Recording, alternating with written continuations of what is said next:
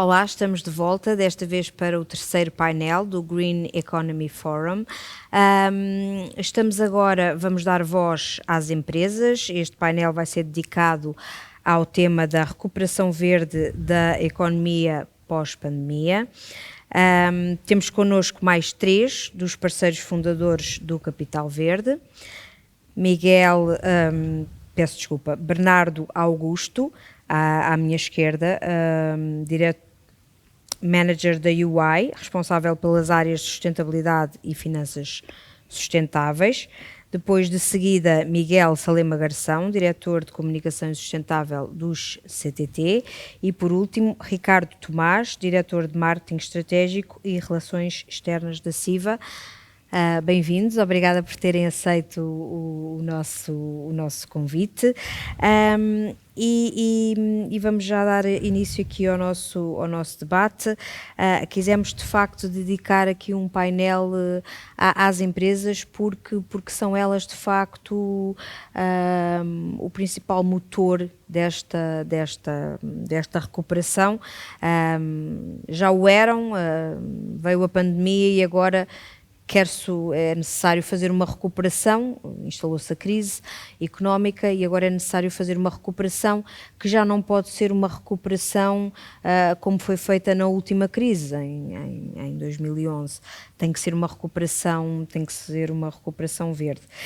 E deixo-vos então a primeira pergunta, se de facto são as empresas começando por si, Bernardo, se são de facto as empresas este motor de recuperação, desta recuperação verde da economia, e se têm o apoio suficiente para o fazer, em termos de financiamento, em termos de apoio estatal? Bom dia, muito obrigado pelo convite em nome da UI. Sim, de facto as empresas são um ator absolutamente fundamental naquilo que se perspectiva que venha a ser a recuperação económica, não só a nível nacional, mas também internacional. E, portanto, sobretudo em Portugal, em que as pequenas e médias empresas têm um papel fundamental em tudo o que é a atividade económica, essas empresas vão, de facto, desempenhar um papel muito importante. E porquê? De facto, desde março que temos estado a viver tempos de enorme disrupção do ponto de vista económico e social, e portanto esta recuperação, e chamarmos-lhe recuperação verde, significa que vamos tentar fazer as coisas de forma diferente do que foi feito no passado, com, digamos assim, um alinhamento entre aquilo que são as estratégias de negócio das empresas e aquilo que nós gostamos de chamar na UI o propósito, portanto, cada vez organizações mais focadas na geração de valor, não só para os seus acionistas, mas também para toda a sociedade, para os stakeholders em geral. Portanto, esta digamos, recuperação vai, de facto, permitir que as empresas olhem não só para os riscos que decorrem deste contexto, não só do ponto de vista pandémico, mas também do ponto de vista de alterações climáticas e de outras tendências, digamos assim, disruptivas que temos vindo a assistir, mas olhem para, efetivamente, a questão da recuperação verde e das preocupações em matérias ambientais e sociais como também uma oportunidade de diferenciação e de, no fundo, conseguirem posicionar os seus serviços, os seus produtos, como eles próprios contributivos para esta dinâmica, digamos assim, de alinhamento com tudo o que são tendências em termos internacionais, em matéria de, nomeadamente, sustainable finance, em matéria de preocupações ambientais e sociais. E existe o financiamento, existe o apoio para? Nós na UI temos estado a colaborar até ativamente com o Conselho Empresarial para o Desenvolvimento Sustentável no mapeamento dessas oportunidades de financiamento para as empresas. Portanto, elas existem não só no âmbito daquilo que é o plano de recuperação e resiliência, que foi aprovado em outubro, foi apresentado em outubro à Comissão Europeia, mas também naquilo que se perspectiva serem o próximo pacote de fundos comunitários até 2026. E, portanto, de facto, o Plano de Recuperação e Resiliência, do ponto de vista de transição climática, está focado em 3 áreas fundamentais, uma relacionada com a mobilidade sustentável, uma segunda vertente relacionada com a descarbonização e uma terceira vertente em tudo o que diz respeito à bioeconomia. E, portanto, empresas de diversos setores quer seja por via das suas atividades habituais, quer seja pela entrada em novas áreas de negócio, vão ter aqui uma oportunidade bastante significativa em termos de financiamento. Obrigada. Miguel, fazia-lhe a mesma pergunta, se de facto são as empresas o motor desta recuperação verde e de que forma é que os CTT já estão a ser este motor. Há uma série de iniciativas, já têm a maior frota elétrica, já fazem as chamadas entregas verdes. Como é que isto está a acontecer? Está a acontecer, em primeiro lugar, bom dia, muito obrigado ao ECO pelo convite e cumprimentar também os meus colegas de painel, com quem inclusive temos relações próximas, empresariais, e portanto é um gosto estar aqui com eles. É verdade, nós podemos nos assumir e assumimos com toda a clareza como um dos motores de Portugal. E deixe-me só ir um bocadinho atrás, ainda inclusivamente relativamente ao período de confinamento, os CTT foram uma das empresas que estiveram na linha da frente, no sentido de ajudar não só as economias locais, mas fundamentalmente a economia do país. Nós estivemos com os nossos 5.000 carteiros que todos os dias úteis da semana percorriam as ruas do país, estivemos com as nossas perto de 600 lojas próprias abertas e, portanto, os CTT tiveram um papel decisivo naquilo que foi manter a economia ativa e contribuir para que o país pudesse, de alguma forma, nesse período difícil que passámos e que ainda estamos a passar, poder, de alguma forma, manter a economia ativa, e fizemos-lo com todo o empenho, fruto do compromisso e da entrega total dos nossos colaboradores. Relativamente à pergunta que me fez, somos claramente um dos motores, e as questões da sustentabilidade, independentemente dos seus eixos, do económico, do social e ambiental, estão muito presentes já há algum tempo. Obviamente que temos vindo a acelerar aquilo que são as preocupações e que é o desenvolvimento de um conjunto de ações e de iniciativas, fundamentalmente também para dar uma resposta ao mercado, porque já é o próprio mercado e já são os próprios clientes que exigem aos seus prestadores de serviços um conjunto de ofertas que lhes permitam, de alguma forma, ter uma atuação e uma atividade muito mais sustentável e muito mais amiga do ambiente. E é verdade, nós recentemente lançámos uma oferta, a Green Delivery, para clientes empresariais, e que assenta claramente nisso, ou seja, os clientes apostam em produtos sustentáveis, mas querem que as suas entregas e as suas recolhas sejam feitas por empresas que consigam, de alguma forma, corresponder àquilo que é o seu projeto da A a Z. Ou seja, é que em toda a cadeia de valor o produto e o desenrolar da atividade seja sustentável. E depois, como referiu e bem, o CTT, dentro daquilo que é o seu core e a sua atividade, tem a maior frota elétrica do país, e temos também um conjunto de outros produtos, como o Correio Verde, livre de peso, amigo do ambiente, e também que é um produto claramente e 100% sustentável, que é uma das nossas bandeiras. E depois temos dentro daquilo também que é, por exemplo, a arte filatélica. Fomos a primeira entidade no mundo a lançar um conjunto de emissões relacionadas com a área da sustentabilidade, e obviamente que estamos claramente empenhados e comprometidos com esta atividade. Mas sente que olhando para o tecido empresarial português, sente que há esse nível ou seja, caminham todos, se calhar, para o mesmo lado, há diferentes velocidades, é um bocadinho cada um por si, como é que veem isso? Que possa haver várias velocidades, eu acho que é normal e pode acontecer, mas não acredito que estejamos de alguma forma a caminhar cada um per si. Ou seja, hoje em dia esta componente e esta temática da sustentabilidade é uma temática totalmente global, organizada, regulamentada, com um conjunto de iniciativas, não só a nível nacional, mas também a nível internacional, e portanto acho que há aqui um esforço da sociedade no sentido de abordar esta temática de forma, de alguma forma em conjunto, em paralelo, em parcerias, e nós sentimos isso. Nós estamos neste momento a trabalhar com um conjunto de clientes e com um conjunto de parceiros em iniciativas que visam fazermos um caminho conjunto para que o objetivo, por um lado, possa ser alcançado e, por outro, na questão da velocidade, que possamos de alguma forma avançar de forma mais rápida para podermos também contribuir para algo que eu entendo também como necessário, que é alguma evangelização da sociedade e das comunidades para tudo aquilo que tem a ver com a componente da sustentabilidade e do ambiente. Certo, obrigada.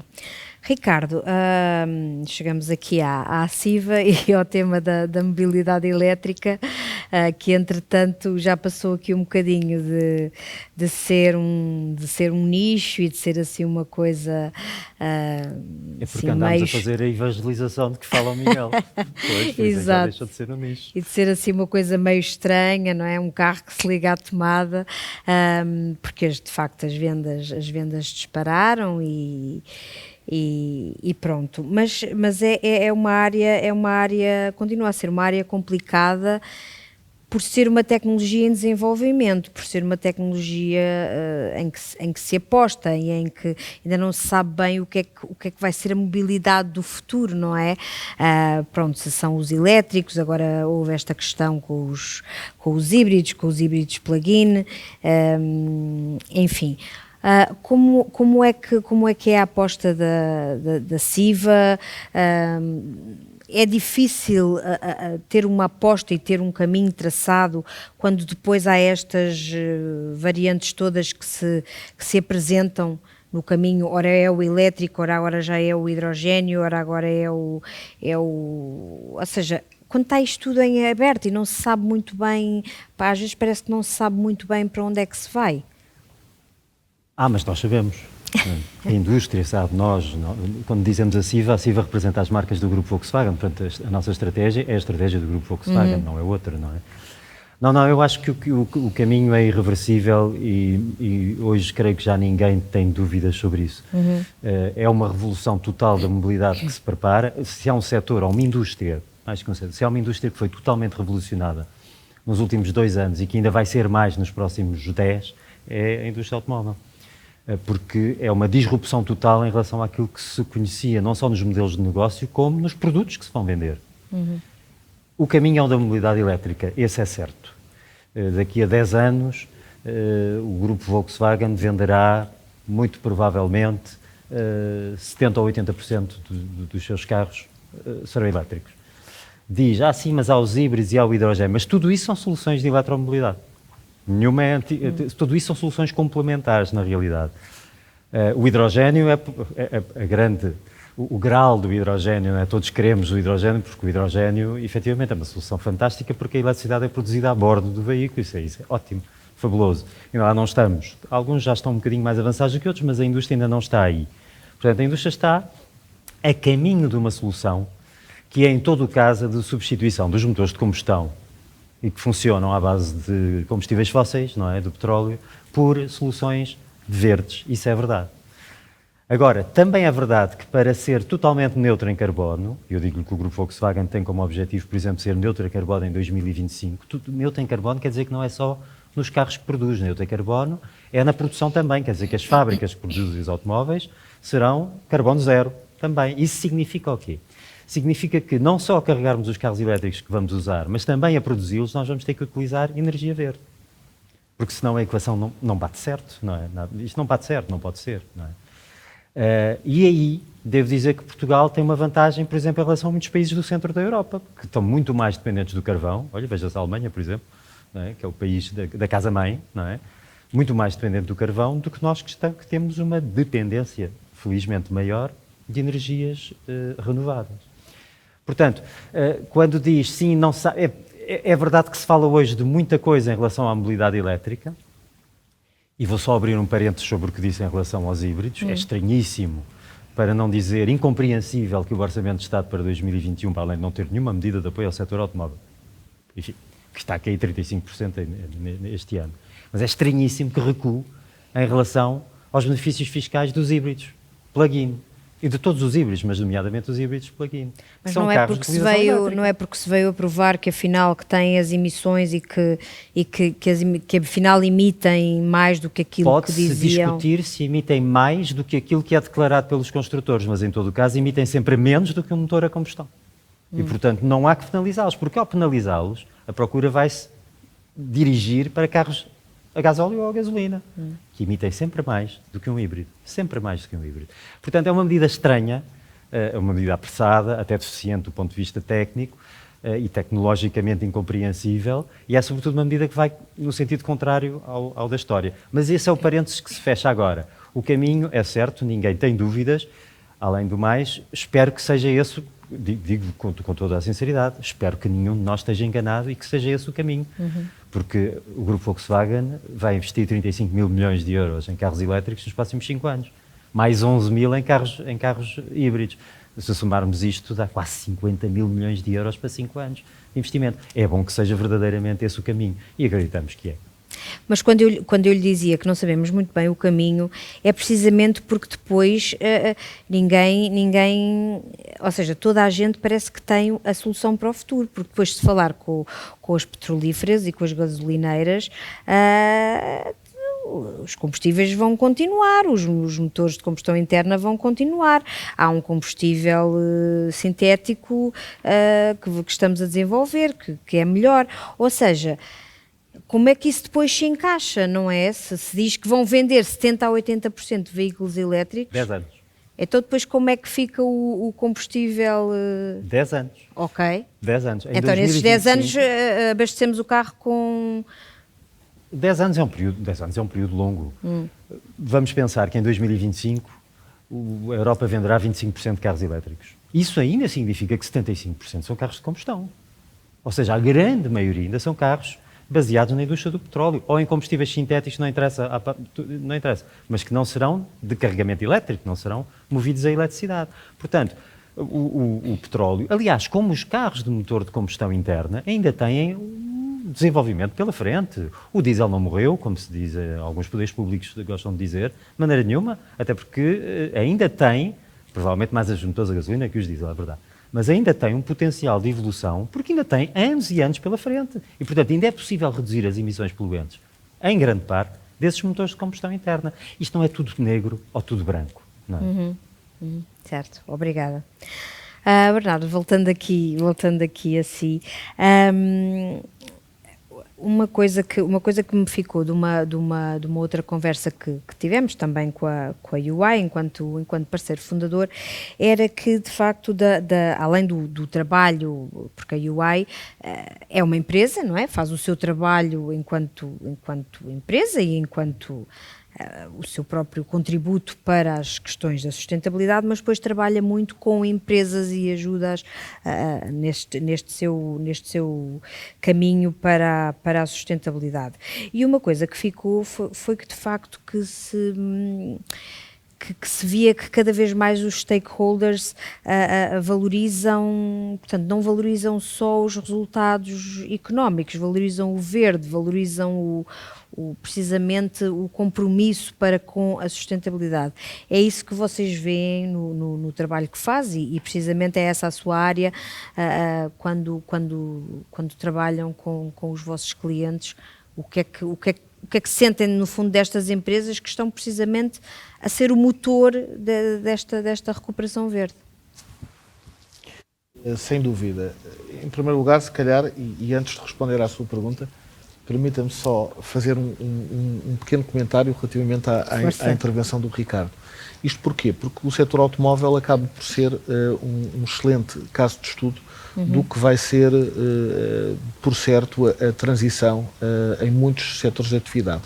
Portanto, é para mim claro que aquilo que nós achamos hoje que vai ser uma evolução a um determinado ritmo, num espaço de 2 ou 3 anos, ou talvez 5 anos no máximo, a velocidade destas alterações, desta disrupção, vai aumentar de forma significativa. Basta olhar, por exemplo, o que foi o compromisso assumido pelo Conselho Europeu na passada sexta-feira de garantir que a Europa vai reduzir 55% das suas emissões até 2030. Acha que foi ambicioso? Podia ter sido mais?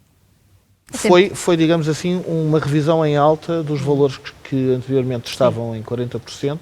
Não foi, e é, por exemplo, abaixo do que foi anunciado pelo Reino Unido no início deste mês, que vai ter uma redução até 2030 de 68%.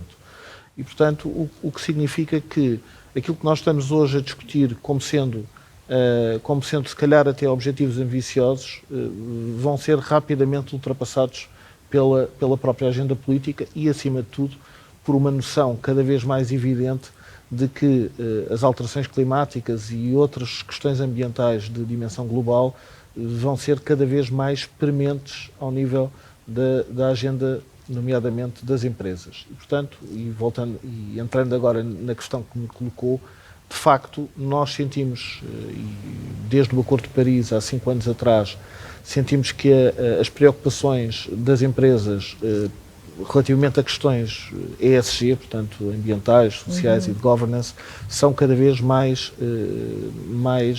estão cada vez mais na agenda. E porquê? Porque, efetivamente, as empresas começam a percepcionar estas questões ESG como uma questão de gestão de risco. Gestão de risco tão importante como os outros riscos que habitualmente já são tratados, digamos assim, nas agendas corporativas.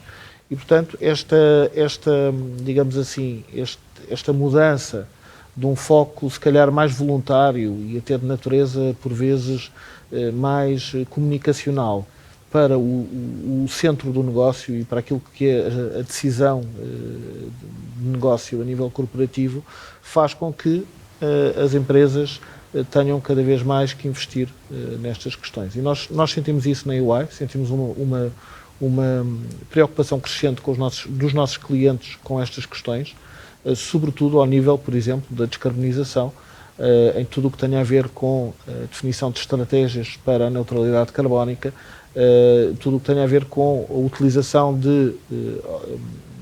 da ciência, portanto, metas baseadas na ciência. Estou a falar, por exemplo, de alinhamento com a Science Based Targets Initiative, com outro tipo de iniciativas setoriais que exigem, digamos assim, um conhecimento e um grau de profundidade bastante elevado dentro das organizações. E, portanto, elas tendem naturalmente a procurar os nossos serviços nessa área. Certo, obrigada. Miguel, outra coisa, outro tema onde os CTT se destacam é precisamente aqui um bocadinho na questão da biodiversidade, e estão entre as 15 empresas. São 17, mas pronto, mas agora mais recentemente com os compromissos mais específicos foram 15 que já vieram, que já se chegaram à frente, com os compromissos específicos na iniciativa do Act for Nature, que foram agora apresentados recentemente no âmbito do BCST Portugal, e o Miguel esteve a apresentar esses compromissos específicos. Portanto, todas as empresas que aderem ao compromisso têm 10 compromissos comuns, e depois cada empresa define os seus compromissos específicos, e que são bastante exigentes, e depois têm que passar por um júri, por um conselho consultivo. Pronto, aquilo de facto ou seja, é de adesão gratuita, mas depois dá algum trabalho fazer aquilo. Eu de facto não contei quantos é que são os do CTT, mas pedi-lhe que fizesse um pequeno resumo dos principais, e explicasse porque é que os CTT decidiram então fazer comprometer-se com a biodiversidade, que às vezes, pronto, as pessoas não percebem muito bem ou acham que é secundário. Em primeiro lugar, porque os CTTs estão conscientes da importância e do papel que têm para a economia e para a sociedade. E depois também porque estas áreas são áreas que fazem parte dos pilares estratégicos da organização e para as quais queremos dar efetivamente um contributo que depois possa ser quantificável e possa ser palpável.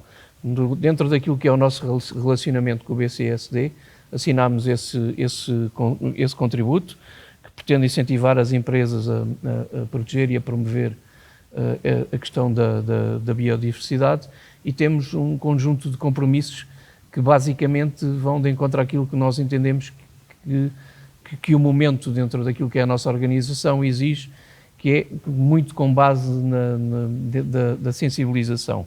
E, portanto, eu posso lhe dizer que há temas, até os elenquei aqui, que têm muito a ver com aquilo que é a nossa estratégia de comunicação interna, dentro daquilo que são os cerca de 12 mil colaboradores do grupo, a comunicação externa, também tudo o que tem a ver com a comunicação interna regular e de sensibilização, a componente ambiental e da proteção da floresta, e também, obviamente, uma interação com os stakeholders que interagem mais diretamente com os CTT. E entendemos que, fruto destes compromissos que elencamos e que iremos trabalhar, iremos, de alguma forma, criar valor no sentido de contribuir efetivamente para aquilo que são os objetivos a que nos propomos atingir, de acordo com o que assinamos e em articulação com o BSD Portugal. Certo. E em termos do Green Delivery, eu lembro-me na altura que estavam com projetos para expandir para mais produtos, para mais marcas, para mais cidades. Entretanto, houve essa expansão. Nós começámos com um teste piloto em Lisboa, Exatamente. com o Green Delivery, com uma empresa de cápsulas de café, exatamente por aquilo que eu lhe dizia, que hoje em dia já é um mercado e são os clientes que exigem destes prestadores de serviços uma oferta que lhes permita, de alguma forma, oferecer da A a Z na sua cadeia de valor e na sua oferta produtos totalmente sustentáveis. Estamos também já com um projeto piloto no Porto e, obviamente, que pretendemos alargar, e entendemos que este é um caminho que obviamente, tal como no setor automóvel, ele falava, é um caminho que não podemos fugir. Porque é o próprio mercado, são os próprios clientes que exigem esta oferta. E, portanto, estamos a trabalhar nesse sentido, através da nossa frota elétrica, e, obviamente, que é uma mais-valia e que faz da área expresso do CTT líder de mercado. Uhum. Ricardo, a nível de... referiu a neutralidade carbónica já em 2025, se não estou em erro. É ambicioso. Eu tenho visto algumas empresas falarem disso, mas lá para 2040. Sim, mas a adaptação do aparelho industrial do grupo tem decorrido de maneira muito célere nesse aspecto. Aliás, é sobretudo no aparelho industrial que está o maior desafio, não é? E isso tem acontecido a uma velocidade que nos permite acreditar que sim. Depois, há também, naturalmente, que o mercado tem que carregar a procura, não é? Quer dizer, para que isso aconteça, também temos que pôr na rua carros elétricos em quantidade, não é? Não só produzi-los, mas vendê-los, não é? Uhum. E para isso tem que haver um enquadramento que ajude. O que é que eu quero dizer com isto? Nós ainda estamos numa fase em que a mobilidade elétrica não vem. O desenvolvimento do mercado da mobilidade elétrica não vem do lado da procura. As pessoas não pediram carros elétricos. Vem do lado da oferta, e vem do lado da oferta porque, como referimos, as normas de limites de emissões de CO2, no caso da indústria automóvel, que só é responsável por menos de 15% das emissões de CO2. Todos os transportes rodoviários, relembro, nunca falamos de aviões nem de barcos, falamos sempre e só de automóveis, que são apenas responsáveis por 15%. Menos de 15%. Mas essas normas são de tal forma... Ainda é uma fatia considerável. É uma fatia considerável, mas sobra 85% sobre os quais se vê talvez um pouco menos de, enfim, como diria, legislação, talvez. Portanto, as normas de emissões são de tal forma draconianas, estas reduções da ordem dos 55% são verdadeiros desafios para uma indústria, não é? Que tem que fazer esforços absolutamente gigantes para conseguir cumpri-las. E só as conseguirá cumprir com carros elétricos, não tínhamos dúvidas disso. Os motores que conhecemos tradicionais nunca poderão atingir estes níveis de emissão, nunca. Ou para isso eram precisos níveis de investimento milionários que não vale a pena fazer, não é? Portanto, só se consegue com uma cota enorme de veículos elétricos. Portanto, a eletromobilidade para o setor automóvel é uma inevitabilidade. A indústria só pode sobreviver com carros elétricos, sejam eles a hidrogénio, híbridos, não interessa. Com mobilidade elétrica, ela só pode sobreviver assim.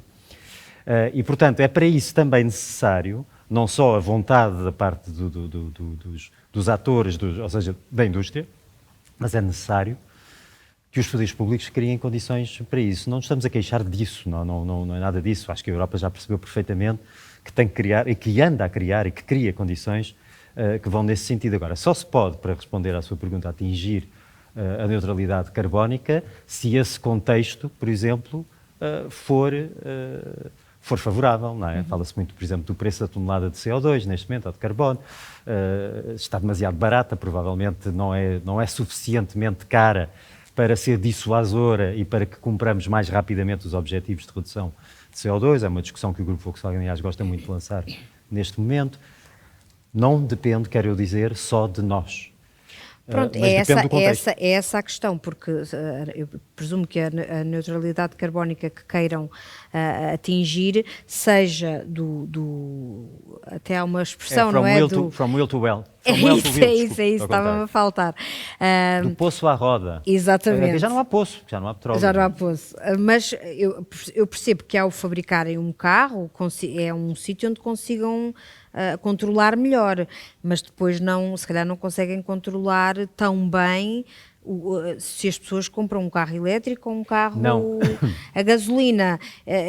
Ou seja, como é que vão garantir, e porque os tais 70% a 80% de carros elétricos é só daqui a 10 anos, mas a meta da neutralidade chega já daqui a 4. Sim. Mas vamos garantir de uma maneira gradual e sou otimista em relação a isso e muito possível. Note bem, quais são as razões hoje para que não se compre um carro elétrico? São essencialmente duas: o preço, efetivamente, e uma certa ansiedade em relação à autonomia. A ansiedade, enfim, a barreira da autonomia. A barreira da autonomia está a ser ultrapassada rapidamente, assim como com as baterias dos telemóveis aconteceu, está a acontecer rapidamente. E onde se carrega, porque ainda não há lei dos condomínios e aí depois... Sim, mas já há muita oferta de carregadores. Já há muita oferta de carregadores rápidos e muito rápidos.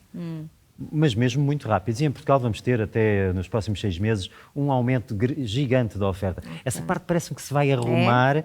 São os privados que o vão fazer, como sabe, já não é o Estado que o vai fazer, o Estado pode gerir através da MOBE, mas são os privados que vão investir. Tudo bem, muito bem. Sim, senhor. Portanto, essa ansiedade de autonomia, à medida que há mais postos de carregamento e que as baterias dos carros já dão para 500 km, pronto, ela vai se apagar gradualmente. E 5 anos bastarão para tal. A outra questão é o preço dos carros elétricos. No preço dos carros elétricos, vamos lá ver, a chapa, a carroceria, o chassi, os travões, os pneus, isso custa o que já custava, não é? Quer dizer, não é mais. O que custa são as baterias. Uma parte importante do custo são as baterias. Sim. E a redução do preço do quilowatt-hora, do custo de fabricação do quilowatt-hora, tem sido muito gradualmente positiva. Não sei quanto é que estaremos hoje, não sei se estaremos a $100 por quilowatt-hora ou não, ou se lá estamos. Os Elon Musk dizem que sim, não sei, mas pronto, o Grupo Volkswagen não está de maneira nenhuma ainda a 100, quem nos dera, não é? Mas à medida que esse preço for baixando, o preço das baterias vai baixando.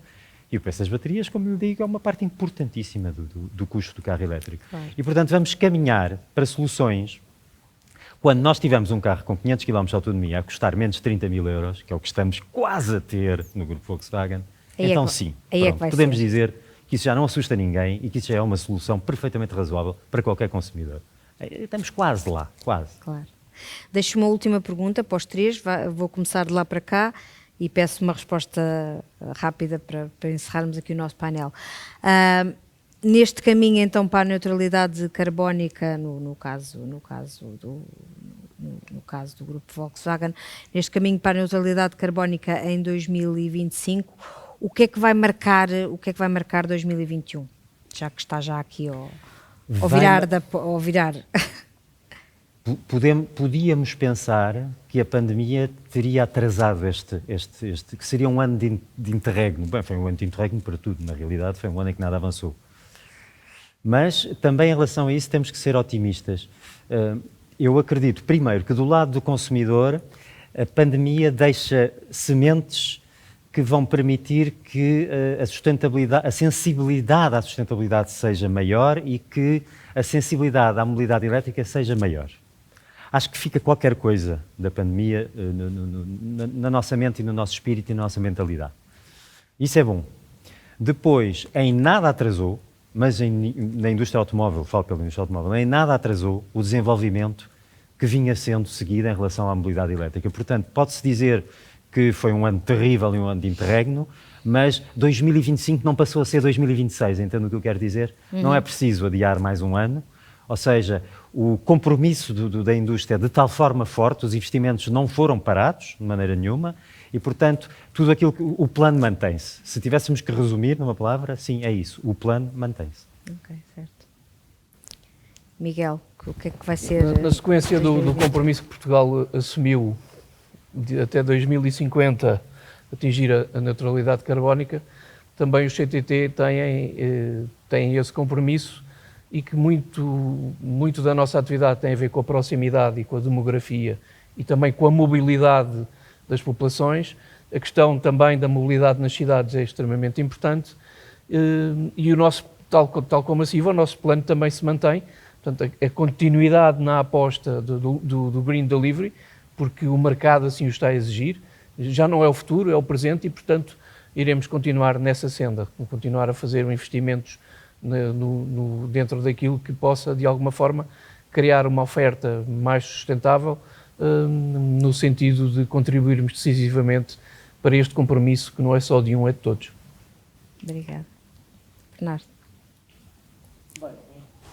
Em relação à UI, e também é importante partilhar, Sim. de facto somos uma empresa de serviços profissionais e, portanto, temos digamos assim, uma atividade menos intensiva em carbono do que uma empresa industrial ou do que uma empresa, enfim, uma empresa de outros setores de atividade, mas de facto a UI no início deste ano comprometeu-se a ser neutra em carbono até ao final de 2020, a nível global. Portanto, fomos aliás a primeira das chamadas Big Four a fazê-lo.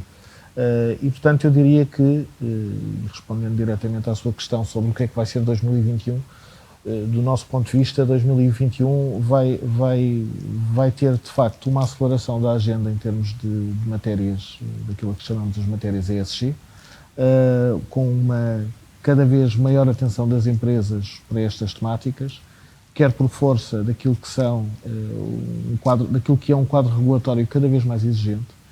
A pandemia, ao contrário do que se pensava, veio reforçar a ligação entre, digamos, o estado do planeta e aquilo que são os comportamentos dos agentes de toda a sociedade e, portanto, as empresas vão estar cada vez mais, as empresas, as organizações em geral, vão estar cada vez mais focadas em demonstrar aos seus stakeholders que são resilientes, que conseguem manter, do ponto de vista de continuidade de negócio, as suas atividades e, por outro lado, que na recuperação económica e na recuperação do seu negócio, digamos assim, vão ter cada vez mais preocupações em termos de sustentabilidade.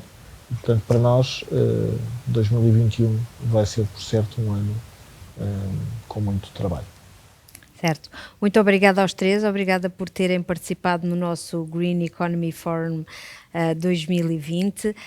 Obrigada também a quem nos assistiu e fiquem para assistir ao encerramento deste fórum. Obrigada.